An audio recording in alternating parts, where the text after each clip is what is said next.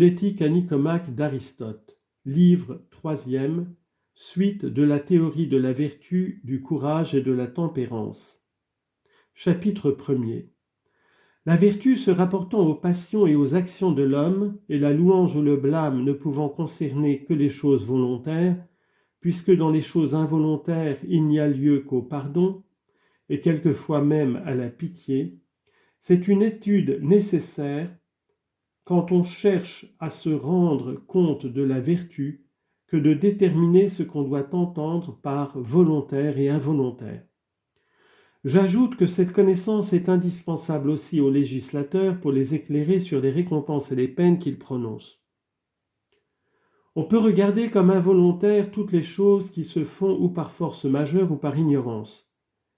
Une chose faite par force majeure est celle dont la cause est extérieure, et de telle nature que l'être qui agit ou qui souffre ne contribue en rien à cette cause. Par exemple, quand nous sommes entraînés par un vent irrésistible ou par des gens qui se sont rendus maîtres de notre personne. Il est des choses encore que nous nous laissons aller à faire, soit par la crainte de maux plus grands, soit sous l'influence de quelques nobles motifs. Par exemple, un tyran, maître de vos parents et de vos enfants, vous impose quelque chose de honteux. Vous pouvez sauver tous ceux qui vous sont chers en vous soumettant, et les perdre en refusant de vous soumettre. On peut demander si dans un pareil cas, l'acte est involontaire ou s'il est volontaire. Il arrive aussi quelque chose d'analogue au marin qui, dans la tempête, jette à la mer sa cargaison. Dans les cas ordinaires, personne, de gaieté de cœur, ne jette à l'eau les biens qu'il possède. Mais il n'est pas un homme sensé qui ne soit prêt à le faire si c'est la condition de son propre salut ou du salut des autres. Les actions de ce genre sont, on peut dire, des actions mixtes, mais cependant elles se rapprochent davantage des actions libres et volontaires. Elles sont le résultat d'une préférence, même au moment où on les fait. Et le but définitif de l'acte est en rapport avec la circonstance. Quand on dit d'une action qu'elle est volontaire ou involontaire, on entend toujours tenir compte de l'instant où l'on agit. Or, dans les actes que nous venons de citer, on agit encore volontairement, car le principe qui, pour ces actes, met en mouvement les membres de notre corps qui les exécutent, est en nous. Et toutes les fois que le principe est en nous, il ne dépend que de nous de faire ou de ne pas faire les choses. Ce sont là des actions volontaires. Mais absolument parlant, on peut bien dire aussi qu'elles sont involontaires, car personne de son plein gré n'accomplirait aucune de ces choses pour elle-même. Il arrive parfois encore que des actions de ce genre reçoivent de justes louanges quand on a le courage de supporter l'infamie et la douleur en vue d'un grand et beau résultat. Mais si l'on n'a pas des motifs aussi sérieux, on s'expose à un blâme mérité. Car il n'y a qu'un homme méprisable qui puisse affronter l'opprobre sans avoir un aussi noble but, ou qu'il affronte en vue d'un avantage insignifiant.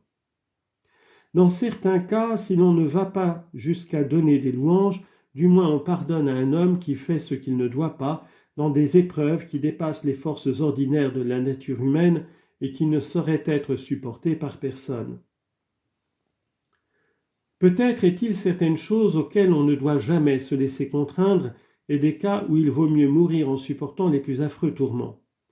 C'est ainsi que dans la pièce d'Euripide, les motifs qui ont poussé Alcméon au meurtre d'une mère ne sont que ridicules. Parfois, il est difficile de discerner lequel des deux partis il convient de choisir et lequel des deux maux on doit supporter de préférence à l'autre. Souvent, il est plus difficile encore de s'en tenir fermement au parti qu'on a dû préférer, car la plupart du temps, les choses qu'on prévoit sont bien pénibles et bien tristes, et celles que la contrainte nous impose sont bien honteuses. C'est là ce qui fait qu'on peut louer ou blâmer les gens selon qu'ils résistent ou qu'ils cèdent à la nécessité. Quels sont donc les actes qu'on doit déclarer involontaires et forcés ? Doit-on dire d'une manière absolue qu'un acte est toujours forcé quand la cause est dans les choses du dehors et quand celui qui agit n'y contribue en rien ? Ou bien doit-on dire que des choses involontaires en soi et que pour l'instant on subit de préférence à d'autres, leurs principes résidant toujours dans l'être qui agit, sont bien involontaires en soi, si l'on veut, mais qu'elles deviennent dans le cas donné volontaires puisqu'on les choisit à la place de certaines autres ? En fait, les actions de cette espèce ressemblent davantage à des actions volontaires. Nos actions sont toujours relatives à des cas particuliers, et les cas particuliers ne dépendent que de notre volonté. Mais il reste toujours très difficile d'indiquer le choix qu'on doit faire. Au milieu de ces innombrables nuances que présentent les circonstances particulières.